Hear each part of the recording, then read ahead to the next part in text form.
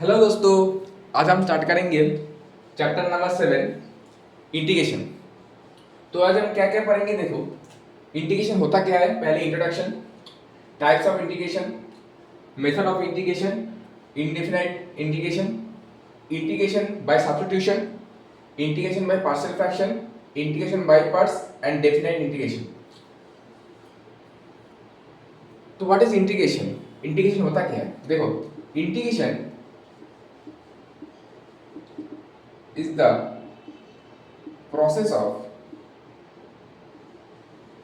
to find integral, or we can say integration is the reverse process of differentiation।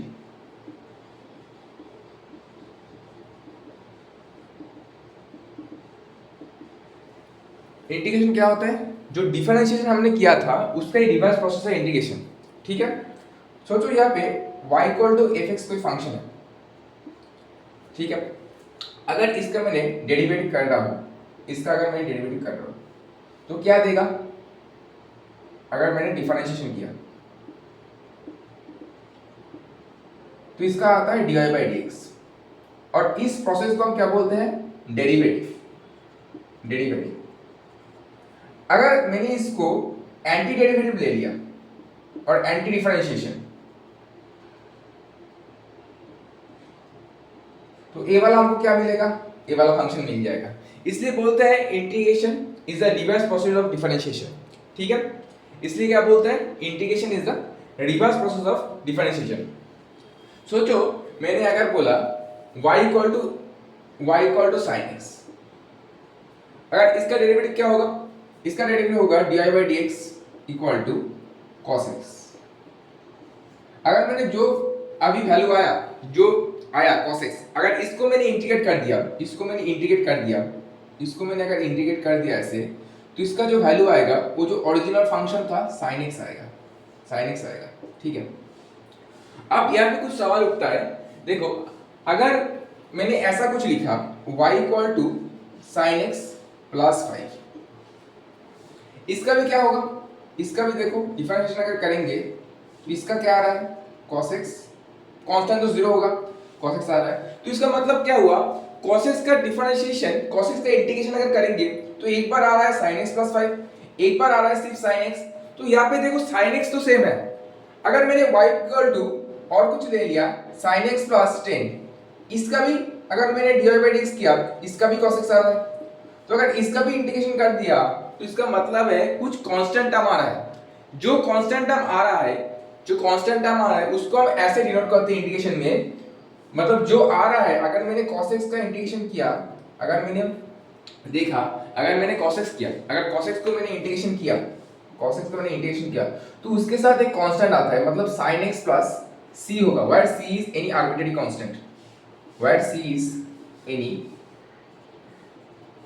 constant, मतलब क्या हुआ? ये जो हम कर रहे हैं इसको बोलते हैं इंडेफिनिट इंटीग्रल। ये क्या बोलते हैं? जब हम लिख रहे हैं y equal to f x लिख रहा है ऐसे कुछ, मतलब एफ एक्स इंटीग्रेशन कर रहे हैं इस फंक्शन का एफ एक्स डी एक्स, इसको बोलते हैं इंडेफिनाइट। और यहाँ पे एक हमेशा प्लस सी रहेगा, प्लस सी कांस्टेंट रहता है। आंसर में हमेशा बेटा प्लस सी रखना, क्योंकि इंडेफिनाइट इंटीग्रल में जो कांस्टेंट वाला टर्म होता है उसका तो डिफरेंशिएशन 0 होता है, इसलिए एक प्लस सी रहता है हमेशा। क्योंकि देखो ना यहाँ पे sin x का भी cos x का भी इंटीग्रेशन sin x हो रहा है, cos x sin x plus 5 का भी sin x प्लस 5 हो रहा है, तो मतलब एक कांस्टेंट टर्म हमेशा रहता है। तो अगर मैंने cos x का इंटीग्रेशन किया तो इसका आंसर आएगा sin x प्लस c। इसको बोलते हैं इंडेफिनिट इंटीग्रल। डेफिनिट में क्या होता है? डेफिनिट में एक लिमिट रहता है, ऐसे कुछ लिमिट रहता है, इसको बोलते हैं डेफिनिट। a को बोलता है where a is lower limit, इसको बोलते हैं लोअर लिमिट, और b को बोलते हैं अपर लिमिट। ये हम बाद में देखेंगे, पहले हम सीखेंगे आज, पहले सिर्फ बेसिक सीखेंगे, मेथड ऑफ सब्स्टिट्यूशन कैसे इंटीग्रेशन करना है, बेसिक इंटीग्रेशन कैसे सॉल्व करते हैं। ठीक है, ये हमको डेफिनेट इंटीग्रल बोलते हैं, इसको डेफिनेट बोलते हैं, इसको बोलते हैं डेफिनेट इंटीग्रल। यहाँ पे कुछ कांस्टेंट नहीं आता है, यहाँ पे सिर्फ एक वैल्यू आता है, ठीक है, कुछ वैल्यू का करके इंटीग्रल आता है। ए होता है y equal to lower limit, b होता है अपर लिमिट, इसको बोलते हैं डेफिनेट इंटीग्रल। तो इंटीग्रेशन क्या बोला, तो इंटीग्रेशन मैंने देखा is the process of to finding integrals, it is the reverse process of differentiation. अगर जो तुमने डिफरेंशिएशन आ रहा है उसको ही मैंने, अगर सोचो ddx ऑफ tan x, ये क्या आ रहा था, ddx ऑफ tan x मेरा आ रहा था sec square x। अगर मैंने इस वाला sec square x को मैंने डिफरेंशिएट कर दिया, इंटीग्रेट कर दिया, वो वाला किससे आ रहा था, ओरिजिनल फंक्शन क्या था tan x, तो इसका आंसर क्या हो जाएगा tan x प्लस c है। बहुत इजी है, ठीक है। अब कैसे इंटीग्रेशन को सॉल्व करते हैं, टाइप्स ऑफ इंटीग्रेशन मतलब दो टाइप्स होता है, टाइप्स ऑफ इंटीग्रेशन मतलब दो टाइप का होता है, एक आता है इंडेफिनाइट, एक होता है definite integral, definite integral.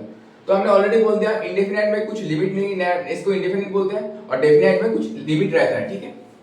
Method of integration मैंने बोला बहुत मेथड होता है, पहले हम सीखेंगे सब्स्टिट्यूशन मेथड, उसके बाद आता है पार्शियल फ्रैक्शन, उसके बाद इंटीग्रेशन बाय पार्ट्स, उसके बाद आता है हमारा डेफिनेट इंटीग्रेशन, ठीक है। ये सब बेसिक चीज है, ठीक है। तो हम कह रहे हैं क्या करेंगे, हम कैसे सीखेंगे इंटीग्रेशन को कैसे सॉल्व करते हैं, ठीक है।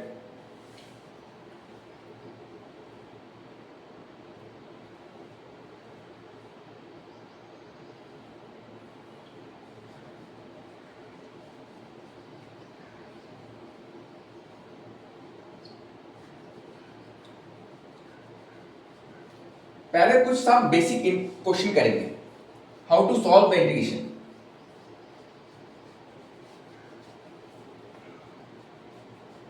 देखो अगर तुमको सबको तुम्हारा डिफरेंशिएशन का फॉर्मूला याद है तो उसको हम रिवर्स करेंगे तो इंटीग्रेशन का आ जाएगा, ओरिजिनल फंक्शन कहां से जनरेट हो रहा था, ठीक है। कुछ बेसिक जो फॉर्मूला हमको सीखना है, सब इंपॉर्टेंट फॉर्मूला और बेसिक फॉर्मूला ऑफ इंटीग्रेशन को हमको देख लेना है, जो जो हमको पहले बेसिक में लगेगा इंटीग्रेशन का जो लगेगा, ठीक है। क्या एक बेसिक फॉर्मूला क्या हुआ, देखो जो हमको पहले वाला फॉर्मूला है x to the power n dx, ये वाला हो जाएगा x to the power n plus 1 by n plus 1 plus c, एकदम बेसिक वाला फॉर्मूला है, ठीक है, एकदम बेसिक वाला फॉर्मूला है। इससे हम कुछ सम करेंगे, उसके बाद जब जब जहां पे कुछ फॉर्मूला लगेगा वो जो फॉर्मूला हम अप्लाई कर रहे हैं उस सम में हम वो बोल देंगे।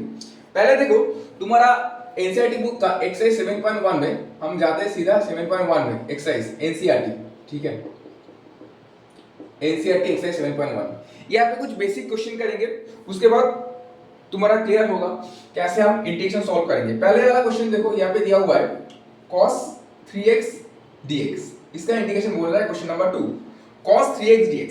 अब देख cos 3x dx का अभी मैंने बोला cos x का डिफरेंट इंटीग्रेशन क्या होता है, ये होता है sin x, ये होता है sin x प्लस c। अगर मैंने कुछ देखा cos mx dx ऐसे फॉर्म में रहा, अगर मैंने डिफरेंशिएट करता तो क्या करता, चेन रूल लगाता, ddx ऑफ अगर मैंने क्या करता cos 2x करता तो अब यहाँ पे चेन रूल लगाता, पहले cos x का डेरिवेटिव उसके बाद 2x का डेरिवेटिव, यहाँ पे ऐसा कुछ नहीं होता है, यहाँ पे क्या हो जाएगा, ये वाला हो जाएगा sin mx by m plus c। Integration में चेन रूल जैसा ऐसा कुछ चीज नहीं होता है, यहाँ पे जो करेंगे cos 3x इक्वल dx, तो हम क्या करेंगे, इसको हम लिखेंगे sin 3x bye 3 plus c, ठीक है, ठीक है। और भी काम कर सकते थे, देखो अगर मैंने यहाँ पे सब्स्टिट्यूशन हम बाद में सीखेंगे, सब्स्टिट्यूशन मेथड बाद में सीखेंगे, जब बोलेंगे सब्स्टिट्यूशन मेथड पहले बेसिक वाला सीख लेते हैं, ठीक है। अब देखो क्वेश्चन नंबर, अगर प्लस माइनस दिया हुआ है कुछ, जैसे लिमिट में किया था कुछ प्लस माइनस दिया हुआ है तो इंटीग्रेशन हम सेपरेट कर लेंगे।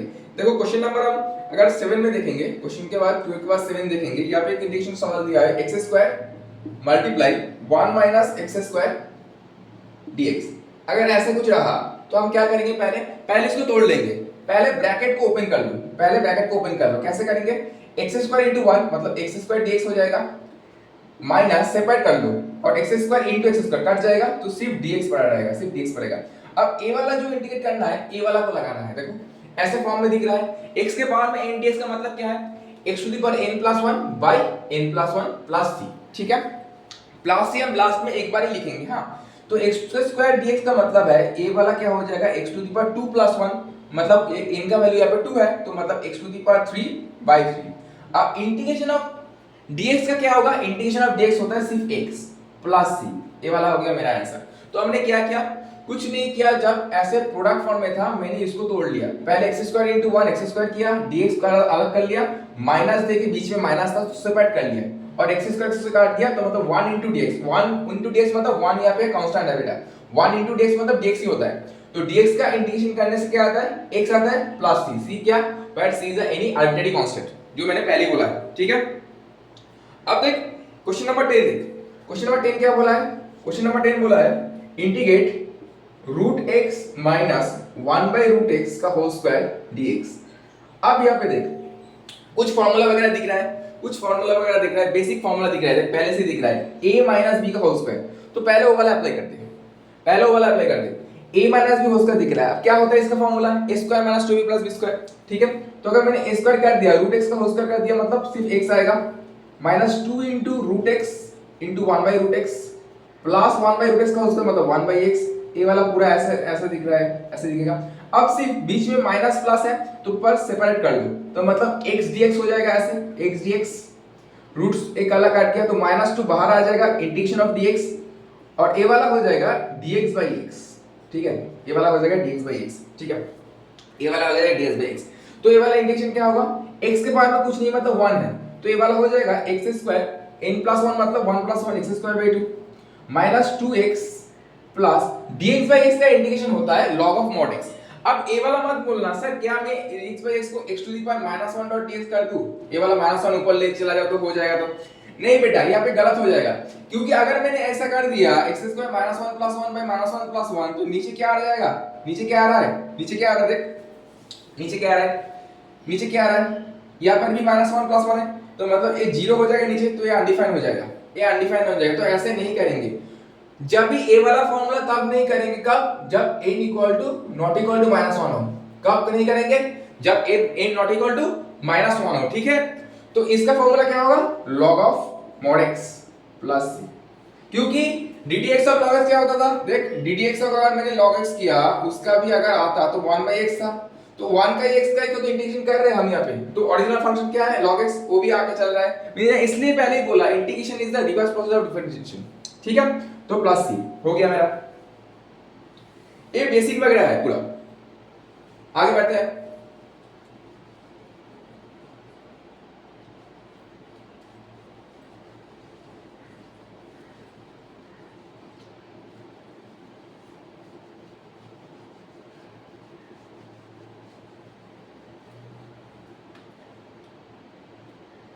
देखो क्वेश्चन नंबर हम 13 करेंगे, x cube minus x square plus x minus 1 by x minus 1 dx। अब देख नीचे तो दो टर्म्स है तो इसको बाई में काट नहीं सकता, क्योंकि पहले वाला टर्म में 1 टर्म था तो इसलिए इजीली बाई कर दिया, स्प्लिट नहीं कर सकते, तो अलग तरह के सोचते हैं कुछ। पहले वाला एड टर्म से देखो x cube minus x square से कैसे क्या चीज कॉमन जा रहा है, एक्स स्क्वायर को कॉमन ले सकते हैं, तो ये वाला ले लिया एक्स स्क्वायर, तो x 1 हो गया। अब इस बार जिससे 1 कॉमन ले लिया तो x 1 हो गया, और नीचे हो गया तेरा x 1 dx, ठीक है। तो अब x 1 ऊपर से फिर कॉमन जा रहा है, x 1 ले लिया, और ये वाला हो गया x square plus 1 x square plus 1, और नीचे वाला क्या x 1 तेरा यहाँ पे कट गया, तो मतलब क्या हुआ यहाँ पे अभी तक क्या हुआ, x स्क्वायर प्लस 1 dx पर आ रहा, तो अब क्या करेंगे सेपरेट कर लो फिर से, तो x स्क्वायर dx हो जाएगा प्लस इंटीग्रेशन ऑफ dx हो जाएगा, तो ये वाला आंसर क्या हो जाएगा, ये वाला लगाएंगे तो ये वाला आ जाएगा x क्यूब बाय 3 प्लस इसका इंटीग्रेशन होगा x प्लस c, ये वाला हो गया मेरा आंसर, ठीक है, ये वाला हो गया मेरा आंसर। अब एक रूट का सवाल देख लेते हैं, अब एक रूट का सवाल देख लेते हैं, देख क्वेश्चन नंबर 15 में, क्वेश्चन नंबर 15 में एक रूट है, क्वेश्चन नंबर 15 में देख एक रूट है, ठीक है। क्वेश्चन नंबर 15 जो है एक रूट है, यहाँ पे बोल रहा है integration root over x 3x square plus 2x plus 3 dx, ठीक है।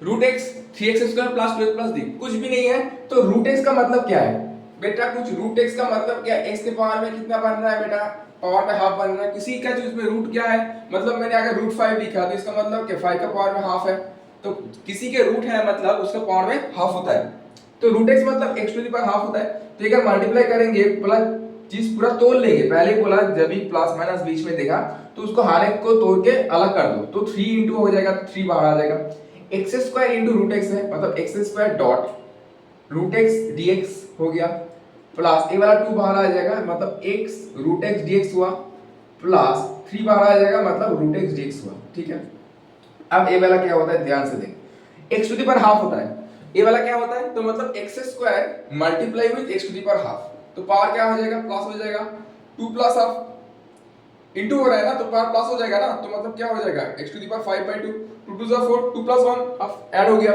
तो a हो जाएगा x to the power 5/2 dx plus 2, a x to the power half था और x था, मतलब x टू द पावर 3/2 हो जाएगा, x to the power 3/2 dx, और a वाला हो जाएगा सिर्फ x to the power 1/2 dx।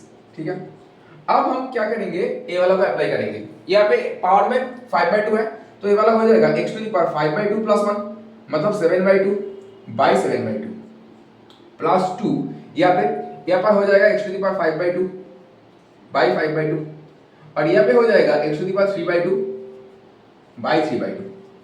ठीक है, अब इसको थोड़ा कैलकुलेशन करेंगे तो ऊपर में आ जाएगा 3 into 2/7 dot x to the power 7/2 plus 2 into 2/5 into x to the power 5/2 plus 3 into 2/3 into x to the power 3/2 plus 3, तो यहाँ पे आ जाएगा 3 2 6/7 x to the power 7/2 plus 4/5 x to the power 5/2, 3 3 cut गया, plus 2 dot x to the power 3/2 plus 3। ये वाला हो गया हमारा आंसर, ये वाला हो गया हमारा आंसर। कुछ भी नहीं किया मैंने, क्या किया, रूट एक्स को सिर्फ रूट एक्स को x टू द पावर हाफ किया, करके सारा कुछ चीज को हम ब्रेक कर लिया, इजीली ब्रेक कर लिया, बहुत इजी है। एक्स स्क्वायर के साथ इसको मल्टीप्लाई कर दिया, अगर कोई भी कांस्टेंट टर्म देखिए सिर्फ कांस्टेंट रहा, मतलब अगर ऐसा रहा इंटीग्रेशन 3x dx ऐसा रहा, तो कांस्टेंट टर्म क्या है 3 वाला, इसको बाहर लेके चला जाओ, s के बाहर लेके चलेगा, मतलब x dx हो जाएगा, ऐसे लिमिट की तरह। लिमिट में हमने किया था, कुछ भी लिमिट कर रहे थे तो जो लिमिट में कांस्टेंट टर्म था वो बाहर आ जाता है, तो वो भी कांस्टेंट टर्म जो रहता है वो इंटीग्रेशन का बाहर आ जाता है, तो 3 किया ये बाहर लेके चला गया, 2 dx था तो 2 को बाहर लेके चला गया, उसके बाद x into रूट dx। अब x रूट ओवर dx क्या होता है, रूट का मतलब है x to the power half होता है, इसलिए मैंने हाफ कर लिया, उसके बाद सारे मल्टीप्लाई कर लिया, एक्सपोनेंट लगा दिया बेसिक वाला। ठीक है, देख लो एक बार,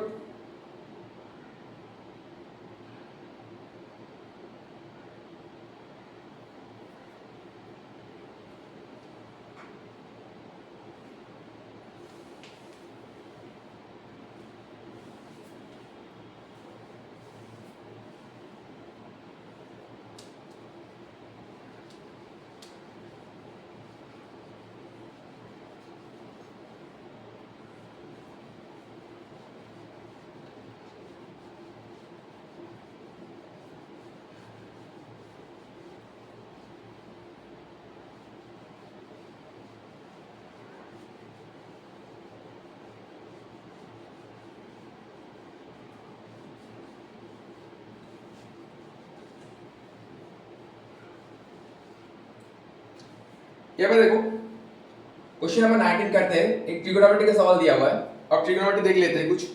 integration of sec square x dx by cosec square x dx, cosec square x dx। अब देख यहाँ पे ऐसे प्लस माइनस जैसे बोला था अलग कर लेना है, तो इसको हम ऐसे बाई कर जब रहता है इसको मैं ऐसे अलग नहीं कर सकता इंटीग्रेशन में, मतलब integration by sec square x bye integration of, ऐसे कुछ नहीं कर सकते। ठीक है, मैंने ऐसा कर भी नहीं सकते integration of sec square x dx bye integration of cosec square x, ऐसा मत करना।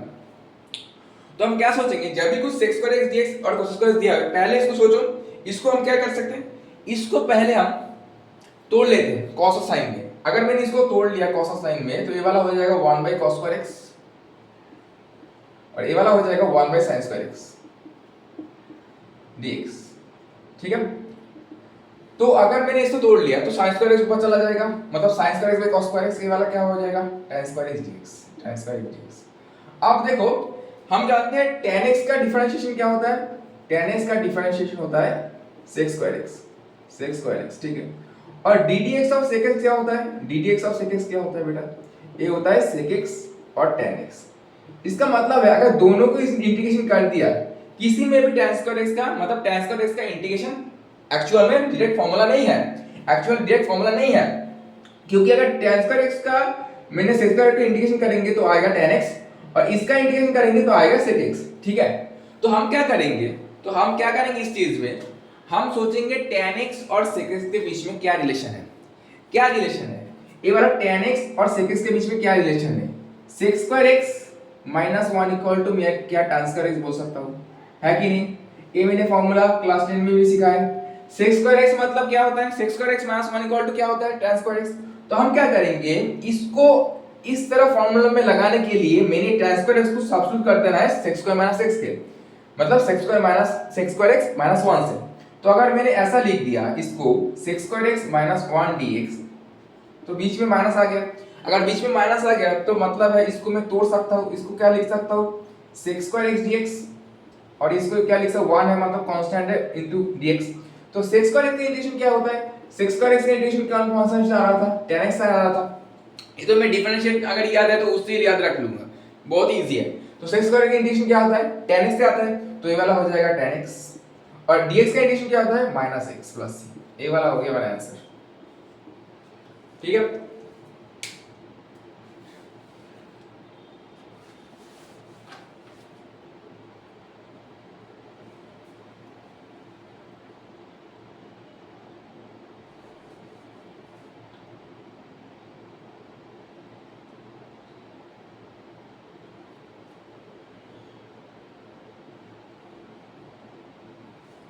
अब देखो क्वेश्चन नंबर 22 करते हैं।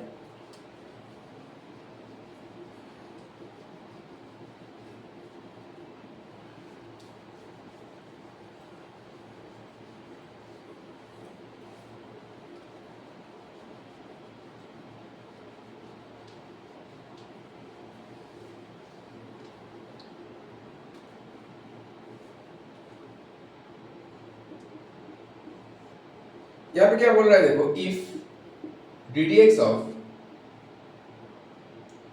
f of x equal to 4x cube minus 3 by x to the power 4 such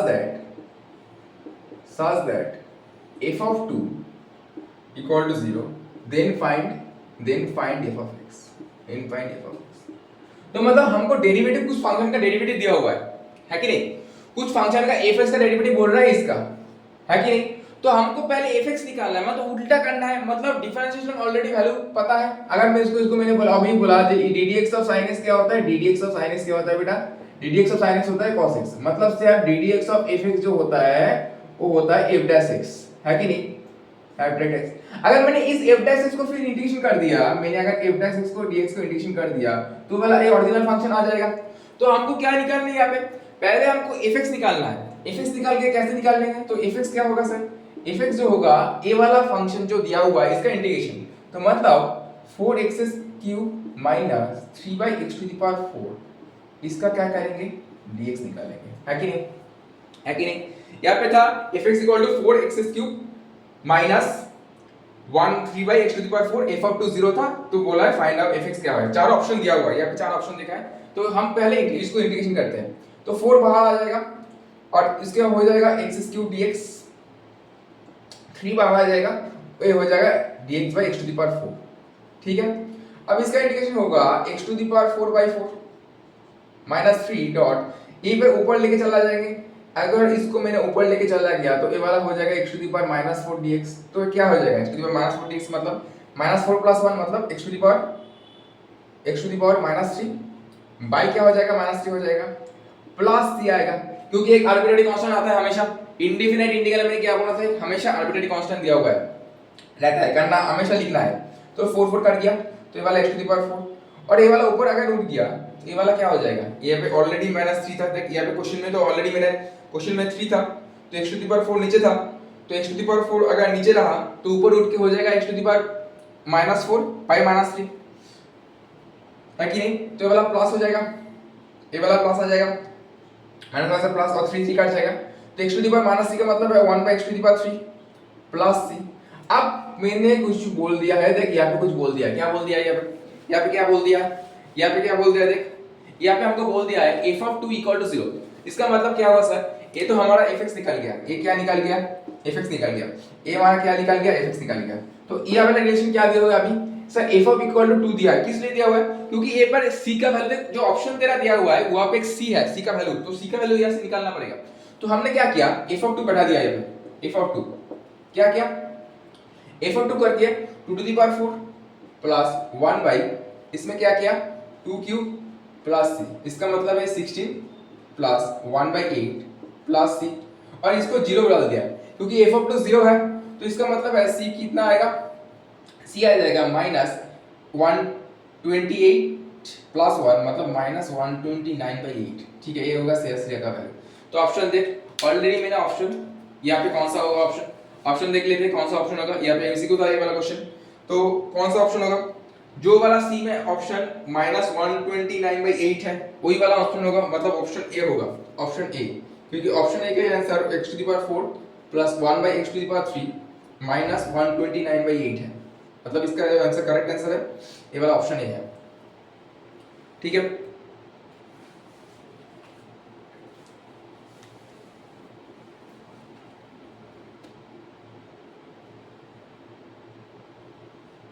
यहाँ पे ddx दिया हुआ था क्योंकि जो हमको आएगा अगर ये वाला फंक्शन में इसको इंटीग्रेट करके हम ओरिजिनल फंक्शन fx लाएंगे, इसलिए मैंने इसको इंटीग्रेट किया, और प्लस c हमेशा इंडिफिनिट इंटीग्रल में प्लस c लिखना है, इसलिए मैंने इसको इन्फॉर्मेशन दिया हुआ था f ऑफ 2, और मैंने क्या किया f ऑफ 2 यहाँ पे बढ़ा दिया, उसके बढ़ा के c का वैल्यू निकाल लिया, तो मेरा आंसर आ गया।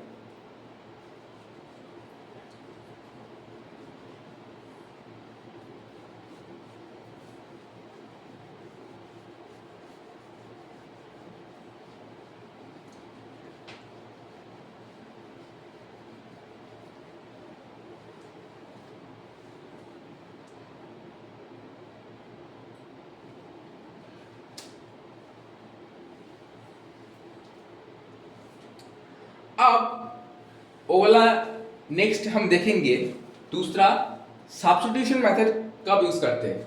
अब क्या करेंगे, इंटीग्रेशन एक्सरसाइज तुम्हारा जो एनसीईआरटी का एक्सरसाइज 7.2 है वो तुम्हारा क्वेश्चन सब्स्टिट्यूशन मेथड से है, तो उसको सॉल्व करने के पहले हम देखेंगे सब्स्टिट्यूशन मेथड कब यूज करना है। सोचो integration by using substitution method,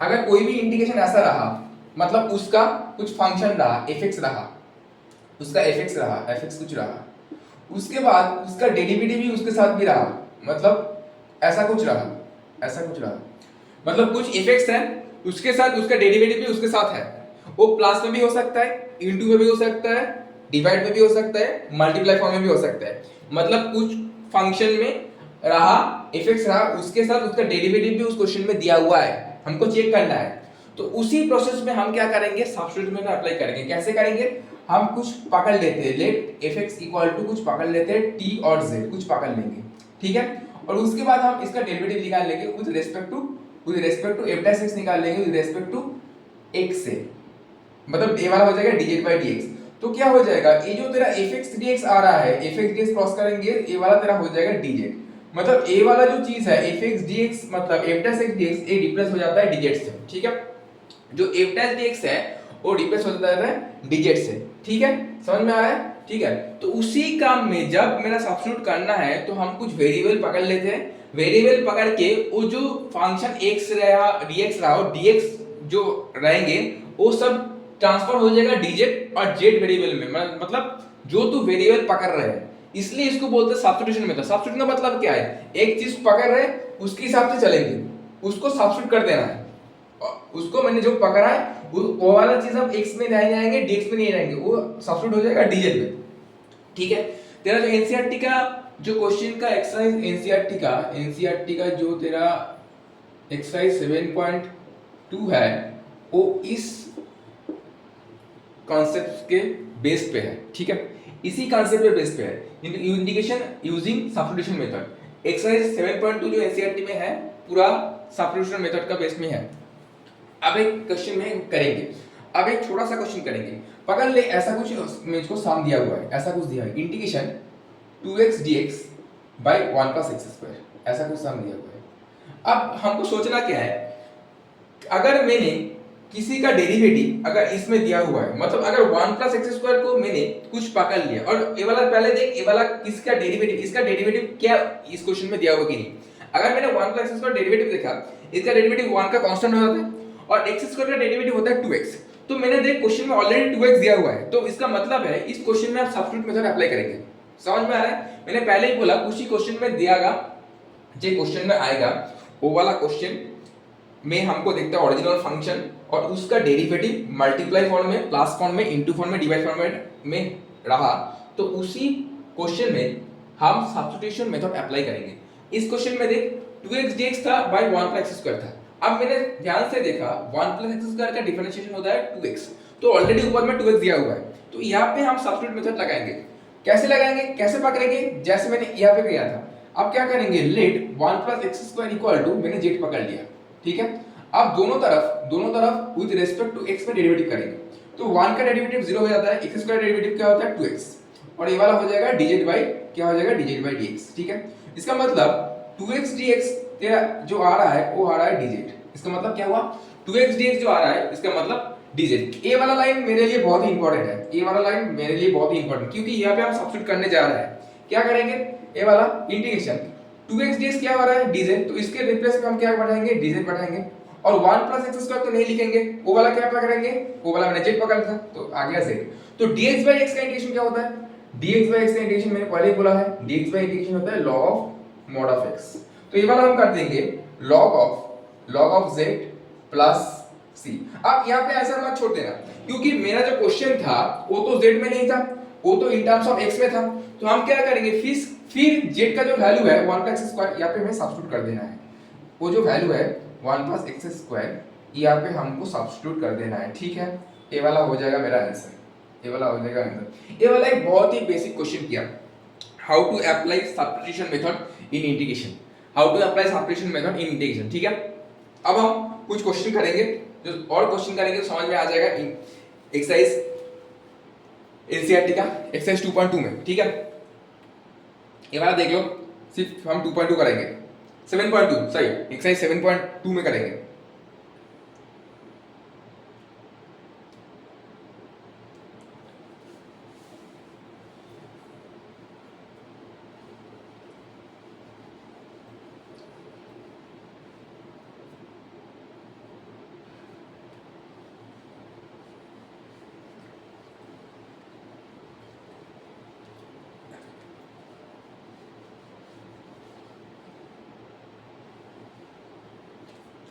देखो क्वेश्चन नंबर 3, देखो क्वेश्चन नंबर 3 कर रहे हैं हम एनसीईआरटी का 7.2 का, ठीक है। 7.2 का क्वेश्चन नंबर 3 यहाँ पे बोल रहा है dx by x plus x log x, dx by x plus x log x। अगर ऐसा कुछ सम रहा तो पहले हम देखेंगे इसमें क्या कॉमन चीज है, कॉमन कुछ जा रहा है कि नहीं। जो कॉमन वाला फैक्टर है उसको पहले बाहर निकालो। देखो x plus x log x जो है उससे पहले क्या कॉमन जा रहा है, इसमें से x कॉमन जा रहा है, तो उसको पहले बाहर निकालो। तो ये क्या आ जाएगा, dx बाई x ब्रैकेट में 1 प्लस log x आ जाएगा, ठीक है। अगर मैंने देखा log x का, मैंने सोचा log x का डिफरेंशिएशन क्या होता है, 1 बाई x होता है, तो अगर मैंने सिर्फ log x को ले लिया तो 1 प्लस log x का डिफरेंशिएशन 1 बाई x होता है, तो 1 बाई x तो आ जाएगा, पर a वाला चीज नहीं आएगा, तो क्योंकि 1 का कांस्टेंट तो पूरा 0 होता है, 0 होता है ना, 1 का कांस्टेंट 0 होता है, तो मैंने 1 प्लस log x को ही पकड़ लेते हैं पूरा। 1 प्लस log x क्या कर देते हैं, इसको z लगा ले, पकड़ के चलते हैं। तो अगर मैंने 1 प्लस log x को z पकड़ लिया, क्यों किया, क्योंकि सर नीचे में ऑलरेडी x है, मतलब dx बाई x है, इसलिए मैंने सब्स्टिट्यूट मेथड अप्लाई किया। क्योंकि 1 प्लस log x का डिफरेंशिएशन होता है सिर्फ 1 बाई x ही होता है, क्योंकि 1 का कांस्टेंट होता है। तो ये वाला क्या हो जाएगा, log x का डिफरेंशिएशन क्या होता है सर, 1 बाई x होता है, और इसका क्या हो जाएगा सर, dz बाई dx हो जाता है। फिर से वही बात, dx को यहाँ पे भेज दो, तो dx बाई x हो जाता है क्या, dx बाई x होता है dz। मतलब क्या हुआ, अभी ये वाला स्टेप बहुत ही इंपॉर्टेंट है। dx बाई x जो है, ये वाला जो चीज है, ये जो dx बाई x है, ये क्या रिप्लेस हो जाएगा तेरा, dz से रिप्लेस हो जाएगा, ये वाला हो जाएगा dz, और ये वाला जो 1 प्लस log x है, ये वाला क्या हो जाएगा, z हो जाएगा, तो मतलब z बढ़ा दे, मतलब ये वाला आ गया log ऑफ, उसके बाद log ऑफ log, मतलब इसका क्या फॉर्मूला होता है, log ऑफ z होता है, क्योंकि dx by dt log of z होता है प्लस c होता है। अब log ऑफ z का मतलब क्या है, z का मतलब क्या है, z मैंने क्या पकड़ा था 1 by log x, तो इसके बाद फिर से तुम यहाँ पे 1 by log x बढ़ा दो प्लस c, ये वाला हो गया मेरा आंसर। ठीक है, सेम है वही किया, पर ध्यान से देखना पड़ेगा हम कैसे किया। यहाँ पे अप्रोच क्या किया, जब मैंने देखा ये वाला x फैक्टर कॉमन है तो x को बाहर लेके चला आया, तो उसके बाद 1 प्लस log x को मैंने z पकड़ लिया। ठीक है, देख लो एक बार।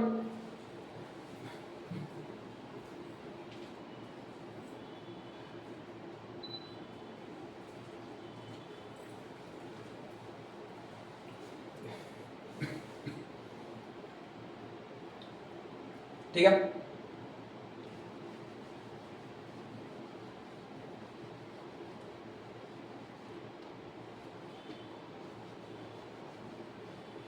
आज हम क्या सीखेंगे, सिर्फ सब्स्टिट्यूशन मेथड ही सीखेंगे, हम एक्सरसाइज 7.2 तक ही करेंगे, उसके बाद हम नेक्स्ट क्लास में नेक्स्ट चीज दिखाएंगे। ठीक है, एक दिन में सब कुछ नहीं हो सकता है, धीरे धीरे सीखो, बहुत धीरे धीरे। इंटीग्रेशन बहुत ही इंपॉर्टेंट चैप्टर है क्लास 12 का।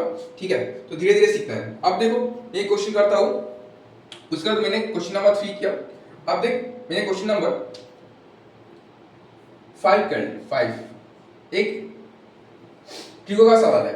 5 क्या बोल रहा है, integration sine ax plus b dot cos ax plus b dx। तो आप क्या देख रहे हैं, हम किस चीज को पकड़ में चलना पड़ेगा। देखो साइन का डेरिवेटिव आता है कॉस, तो ऑलरेडी मेरे क्वेश्चन में हुआ। तो अगर मैंने देखा, तो मैंने अगर ऐसा कुछ कर लिया sine ax plus b equal to मैंने z पकड़ लिया, तो ये वाला क्या आ जाएगा cos ax प्लस बी। उसके बाद चेन रूल लगाना पड़ेगा, चेन रूल लगाना मत भूलना, क्योंकि x प्लस बी तो थीटा और x नहीं है। ठीक है, x नहीं है डायरेक्टली, तो अलग ही कुछ है, तो x प्लस बी का इंटीग्रेशन क्या होगा, डिफरेंशिएशन क्या होगा, सिर्फ a होगा, क्योंकि ये कांस्टेंट है, तो ये वाला a हो जाएगा, तो मतलब dz बाय dx हो जाएगा। तो मतलब a वाला जो चीज है cos ax plus b dx, a वाला हो जाएगा तेरा dz बाय ये कोई प्रॉब्लम नहीं करेगा, क्योंकि a वाला कांस्टेंट है, क्योंकि a कांस्टेंट है। तो a अगर कांस्टेंट रहा तो a बाहर आ जाएगा, तो मतलब ये 1 बाय a हो जाएगा। Integration sin x plus b को क्या पकड़ा था, z पकड़ा था, तो ये वाला z हो जाएगा। और a वाला जो चीज है तेरा, a वाला जो चीज क्या रिप्लेस हो जाएगा, dz बाय a से ऑलरेडी कर दिया, मतलब यहाँ पे सिर्फ dz पड़ा रहा, तो क्या हो जाएगा 1 बाय a वाला क्या हो जाएगा, इसको लगाएंगे z dz, z का पावर में 1 है, तो मतलब ये वाला हो जाएगा z स्क्वायर बाय 2, मतलब 1 by 2a 1 by 2a dot z square. z को क्या पकड़े थे sin, तो ये वाला हो जाएगा sin ax प्लस b का पूरा होल स्क्वायर प्लस c, ये वाला हो गया मेरा आंसर। ठीक है, ये वाला हो गया मेरा आंसर।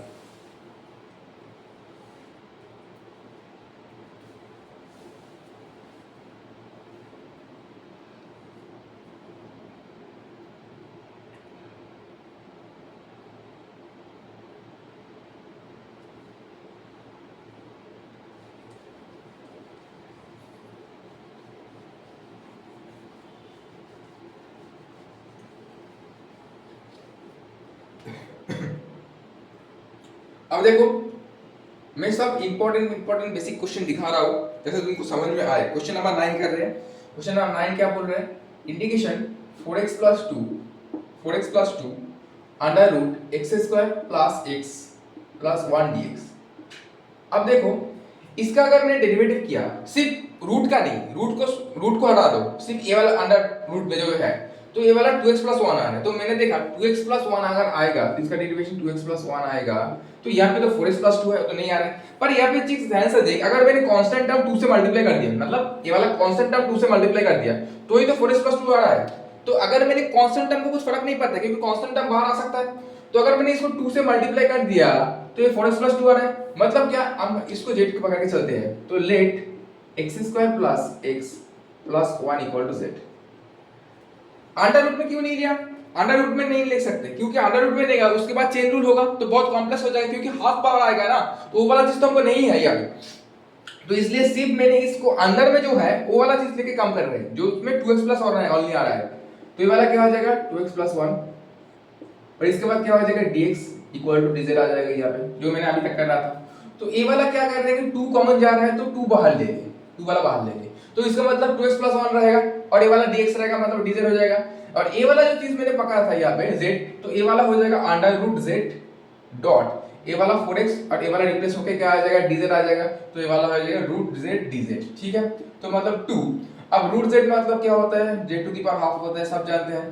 तो ये वाला आंसर क्या हो जाएगा, इसी की तरह हो जाएगा 2 dot z to the power 3/2 by 3/2, ठीक है।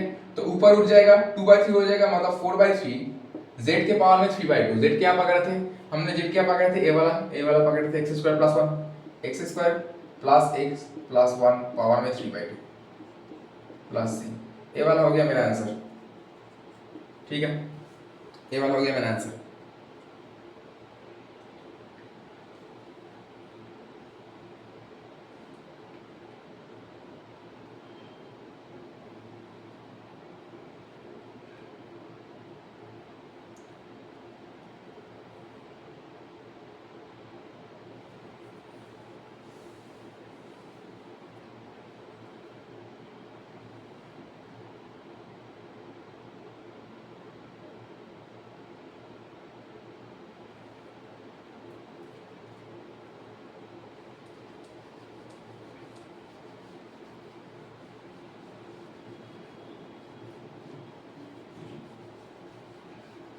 ठीक है, अब देखो क्वेश्चन नंबर 12 करते हैं। थोड़ा हटके सवाल लग रहा है 12 वाला क्वेश्चन को, कुछ कॉम्प्लेक्स लग रहा है।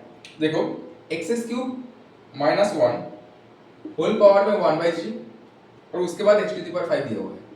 अगर मैंने सोचा, देख कैसे सोचेंगे ये वाला क्वेश्चन को, x⁵ को अगर मैंने डिफरेंशिएट पकड़ लिया, इसको अगर डिफरेंशिएट देखेंगे तो ये आता है 5, क्या आता है इसको देखो, इसको क्या आता है, सोचो, पहले सोचना पड़ेगा हमको कैसे अप्लाई करेंगे। अगर इसको मैंने डेरिवेटिव किया तो इसका डेरिवेटिव क्या होता है, 5x⁴ आता है, 5x⁴ आता है। तो यहाँ पे x⁴ है कि नहीं, x⁴ है, ठीक है, यहाँ पे x⁴ है।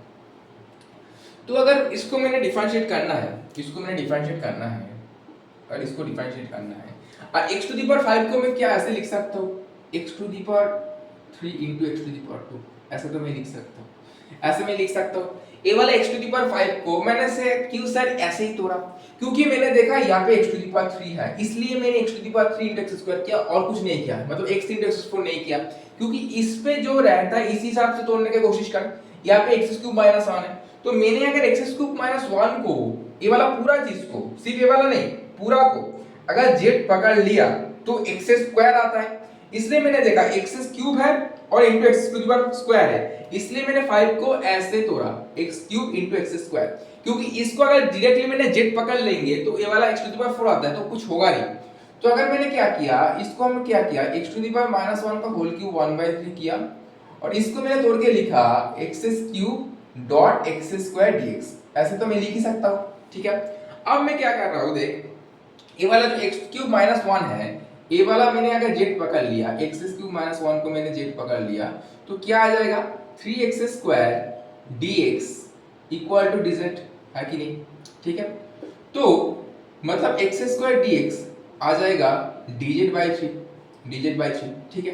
1/3 तो बाहर चला आएगा, 1/3 तो बाहर चला आएगा, तो 1/3 पहले बाहर निकाल लो और x³ - 1 जो किया था वो z से रिप्लेस कर दो, मतलब z के पावर में 1/3 बढ़ा दो और बाकी जो क्वेश्चन है, अब x³ सर यहाँ पे रहेगा, ये तो सर प्रॉब्लम दे रहा है, सर x³ रह गया तो हम क्या करेंगे, क्योंकि सर यहाँ पे x³ तक रह जा रहा है, तो अब x³ लिख रहे हैं, देखो क्या होता है, x³ लिखा और x² dx क्या हो जाएगा, ये वाला dz तो रिप्लेस कर दिया, dz/3 हुआ, 3 तो बाहर लेके चला गया।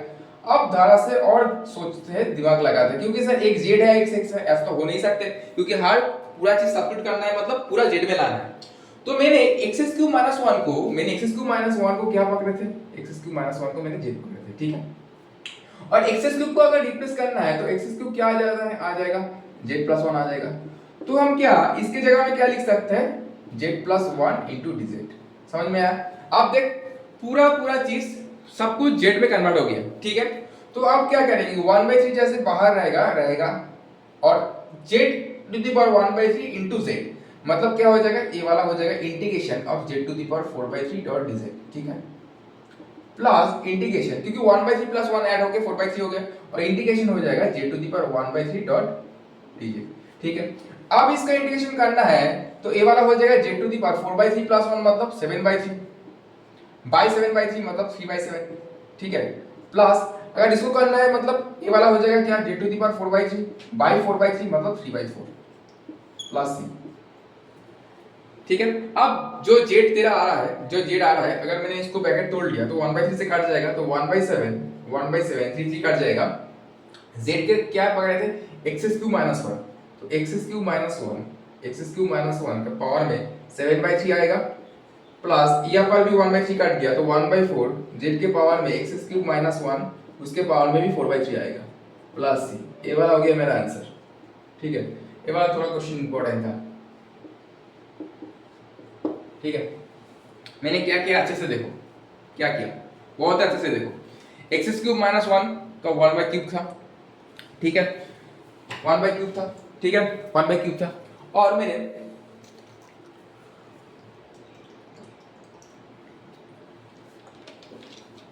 यहाँ पे मैंने पहले x³ - 1 को मैंने z पकड़ लिया, उसके बाद मैंने देखा x⁵ को मैंने ऐसे तो हो सकता हूँ x⁵ इंटू x⁵2, ठीक है x⁵ इंटू x⁵2, तो अब मैंने x³ और x² dx इसका डेरिवेटिव जो x² dx आ रहा है उसको मैंने रिप्लेस कर दिया, ये वाला चीज को मैंने रिप्लेस कर दिया, ये वाला जो चीज है तेरा ये वाला रिप्लेस हो गया dz से, मतलब 1/3 dz/3 था, 1/3 बाहर चला आएगा। अब a वाला जो चीज है, a वाला x³ - 1 जो है, a वाला x³ जो -1 है, a वाला तेरा रिप्लेस हो जाएगा, a वाला रिप्लेस हो जाएगा तेरा z से, ठीक है, तो ये वाला क्या हो जाएगा, a वाला हमने पूरा z से रिप्लेस कर दिया, और यहाँ पे और भी x³ मुझको रह गया था, और a वाला क्या किया मैंने इससे रिप्लेस कर दिया, क्या किया z+1 से, ठीक है। नेक्स्ट स्टेप में अब उसको ब्रैकेट ओपन कर लिया, ठीक है, ओपन करके सॉल्व कर लिया, उसकी तरह आ रहा था 1/z करके, ठीक है। ये तुम्हारा एनसीईआरटी का क्वेश्चन नंबर 12 था, ये अच्छा क्वेश्चन था बहुत ही, ठीक है।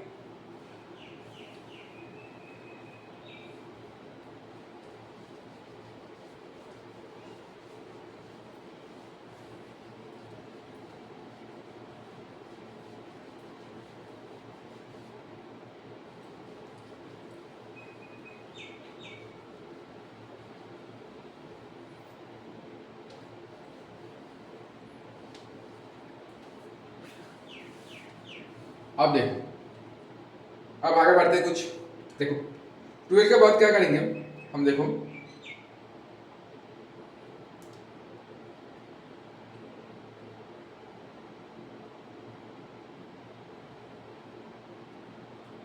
क्वेश्चन नंबर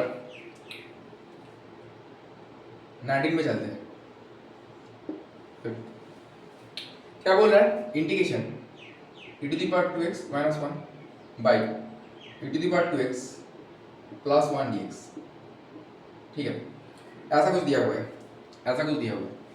जब भी ऐसा कुछ क्वेश्चन देखे e⁴ 2x - 1 by e⁴ 2x + 1 dx, देखो अगर मैंने इसको कुछ डेरिवेटिव ले लिया, e⁴ 2x + 1 का डेरिवेटिव 2x होता है, +1 का अगर आएगा 0 आ जाएगा, तो ऊपर में आ नहीं रहा है, क्योंकि अगर ये तो एक ही चीज है, क्योंकि यहाँ पे उसके सिवा कुछ दिख ही नहीं रहा है, तो इसको z पकड़ लो, इसको z पकड़ो, तो डायरेक्टली तो डेरिवेटिव आ नहीं रहा है, क्योंकि e⁴ 2x का डेरिवेटिव e⁴ 2x होता है और 2x का डेरिवेटिव 2 आता है, +1 का कुछ 0 आ जाता है, ठीक है। अगर मैंने क्या कर दिया, अगर मैंने तुमको अगर सोचो मैंने e⁴ को z पकड़ लिया, तो क्या आ जाएगा, e⁴ 2x * 2 आ जाएगा, 0 आ जाएगा, तो dz/dx हो जाएगा, तो e⁴ 2x dx आ रहा है कि नहीं। अगर e⁴ 2x z आ रहा है तो e⁴ 2x z - 1 को मैंने रिप्लेस कर भी दिया, क्या आ रहा है z - 1, अगर मैंने इसको रिप्लेस कर दिया e⁴ 2x dx, पर यहाँ पे शायद तो e⁴ 2x नहीं है, यहाँ पे शायद देखो यहाँ पे e⁴ 2x + 1 है, तो ये वाला हम कर नहीं सकते, ऐसे हम अप्रोच कर नहीं सकते, क्योंकि यहाँ पे e⁴ 2x + 1 है, तो e⁴ 2x dx को हम दिख नहीं रहा है यहाँ पे, ठीक है। तो हम क्या करेंगे, हमेशा ये वाला क्वेश्चन को पहले सोचना है, ऐसे फॉर्मेट में लाने का कोशिश करो, ऐसा फॉर्मेट में e⁴x -x by e⁴x plus e⁻x, ऐसा कुछ, ऐसा कुछ, ऐसा कुछ, ए वाला को अप्रोच और ए वाला का अप्रोच सेम होगा। अगर मैंने यहाँ से e⁴x कॉमन ले लिया, तो यहाँ पे क्या आ जाएगा, e⁴x रहेगा, है कि नहीं, और यहाँ पे 1/e⁴x हो जाएगा, है कि नहीं, यहाँ पे 1/e⁴x होगा कि नहीं, है कि नहीं? अगर 1/e को मैंने ऐसे लिख सकता हूँ कि नहीं, देखो तो e⁻x लिख सकता हूँ। सिमिलरली e⁻x को यहाँ से कॉमन ले लिया तो ये वाला e⁻x प्लस e⁻x आ जाएगा, है कि नहीं? मतलब अब इसी की तरह दिख रहा है ना, अब इसी की तरह दिख रहा है ना, मतलब जो वाला क्वेश्चन मैंने दिया हुआ था ये वाला एग्जैक्टली यही क्वेश्चन था पर कुछ डिफरेंट फॉर्मेट में था। अब क्या करेंगे, ये वाला कर देंगे। तो क्या इसमें क्या इजी हुआ? अब ये वाला तुमको अगर z पकड़ लिया, let e⁻x plus e⁻x equal to मैंने z पकड़ लिया तो ये वाला e⁻x का डेरिवेटिव e⁻x होता है और e⁻x का डेरिवेटिव -x होता है। उसके बाद -x का डेरिवेटिव 1 आता है तो ये वाला आ जाएगा e⁻x e⁻x dx equal to dz।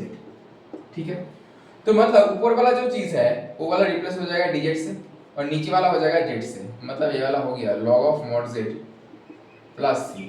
अब मैंने z क्या पकड़े थे, z पकड़े थे क्या, z क्या पकड़े थे, देखो e⁻x plus e⁻x plus c। ये वाला हो गया मेरा क्वेश्चन का सवाल।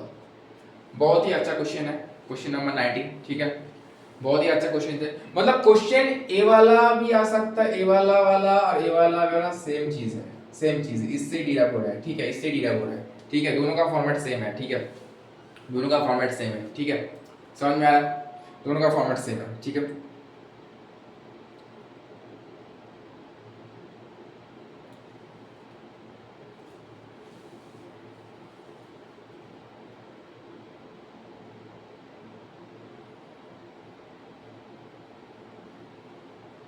अब देखो एक ट्रिको का क्वेश्चन करते हैं, एक ट्रिको का क्वेश्चन करते हैं,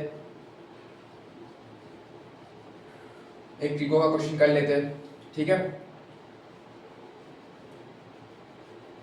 और एक लास्ट हम आज के लिए एक लास्ट ट्रिको का क्वेश्चन करेंगे। ठीक है, लास्ट क्या करेंगे, ट्रिको का क्वेश्चन करेंगे। ठीक है, यहाँ पे क्वेश्चन दिया हुआ है 25 वाला। देखो integration dx by cos square x 1 minus tan x का whole square, 1 minus tan x का होल स्क्वायर। अब देखो जब भी तुमको tan x दिखा, कुछ क्वेश्चन में, तुम हमेशा सोचना यहाँ पे sec स्क्वायर x कैसे ला सकते हैं। क्यों ddx ऑफ tan x क्या होता है बेटा, ddx ऑफ tan x होता है तुम्हारा sec स्क्वायर x होता है कि नहीं? अगर मैंने sec स्क्वायर x कर दिया तो sec स्क्वायर x का इंटीग्रेशन क्या हो जाएगा, वो tan x मिल जाएगा ना। इसलिए मैंने बोला जब भी मैंने उनको tan x देखा तो हमेशा सोचना है हमको sec स्क्वायर x कैसे लाना है। देखो नीचे 1/cos स्क्वायर x है कि नहीं? नीचे क्या है बेटा, 1/cos स्क्वायर x है। तो हमको क्या लिख सकते हैं, इसको इजी लिख सकते हैं। ऊपर चला जाएगा तो ये हो जाएगा sec स्क्वायर x dx है कि नहीं, sec स्क्वायर x dx। और नीचे वाला पार्ट क्या हो जाएगा, 1 माइनस tan x का होल स्क्वायर। ठीक है, 1 माइनस tan x का होल स्क्वायर। मतलब अगर मैंने ये अंदर वाला जो चीज है 1 माइनस tan x, इसको मैंने z पकड़ लिया, let 1 minus tan x equal to z। तो हम क्या करेंगे, उसके बाद इसको 0 हो जाएगा तो minus sec square x dx हो जाएगा dz। तो तेरा sec स्क्वायर x dx क्या हो जाएगा, माइनस dz। माइनस मतलब कांस्टेंट है, वो कुछ फर्क नहीं पड़ता, -1 है, माइनस तो बाहर आ जाएगा। तो sec स्क्वायर x dx क्या हो जाता है, dz हो जाता है। ठीक है, बाय 1 माइनस tan को क्या पकड़ रहे थे, z स्क्वायर। अब इसको कैसे करेंगे, पावर में 2 है तो ऊपर लेके चला जा तो ये हो जाएगा z to the power -2 dot dz। ठीक है, तो ये वाला हो जाएगा minus z to the power -1 by -1 plus c। तो माइनस प्लस हो जाएगा तो z टू द पावर -1 मतलब 1/z और 1/z मतलब है 1 minus tan x plus c। ये वाला हो गया आंसर, ये वाला हो गया आंसर। ठीक है, हो गया। ठीक है, हो गया। तो आज हम बहुत क्वेश्चन देखा, इंटीग्रेशन के बारे में बहुत कुछ सीखा। इंटीग्रेशन का पहला जो फॉर्मूला हम लग रहे थे वो x to the power n dx एक बहुत ही इंपॉर्टेंट फॉर्मूला है, बेसिक फॉर्मूला है, फास्ट फॉर्मूला है। याद रखना है ये हमेशा a नॉट इक्वल टू -1 के लिए नहीं होगा, क्योंकि अगर n -1 हो गया तो नीचे अनडिफाइन हो जाएगा, इसलिए dx बाय x का इंटीग्रेशन log x होता है। तो ये वाला फास्ट फॉर्मूला है इंटीग्रेशन का। ठीक है, और मैंने किसी इंटीग्रेशन को कैसे सॉल्व करते हैं, बेसिक वगैरह क्वेश्चन, पहले मेथड क्या होता है इंटीग्रेशन का, मेथड ऑफ सब्स्टिट्यूशन होता है। उसके बाद हम नेक्स्ट दिन कुछ और सब्स्टिट्यूशन क्वेश्चन करेंगे, क्योंकि हमने अभी 25 तक किया, उसके बाद बहुत सारा क्वेश्चन है एनसीईआरटी तुम्हारा 7.2 से, और कुछ क्वेश्चन सॉल्व करेंगे। सॉल्व करने के बाद हम देखेंगे कुछ स्पेशल टाइप ऑफ फंक्शन करेंगे, कुछ स्पेशल टाइप ऑफ फंक्शन करेंगे, dx by under root x square plus x कुछ करेंगे, उसके बाद हम जाएंगे पार्शियल फ्रैक्शन में। ठीक है, ठीक है, तो आज के लिए इतना ही। ठीक है, नेक्स्ट डे में मिलते हैं, चलो।